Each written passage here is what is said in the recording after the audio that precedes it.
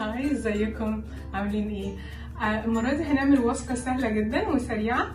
هعمل لوتس ماج كيك. لو هتستخدموا الميكرويف هتاخد دقيقة واحدة بس، انا هستخدم الفرن عادي جدا.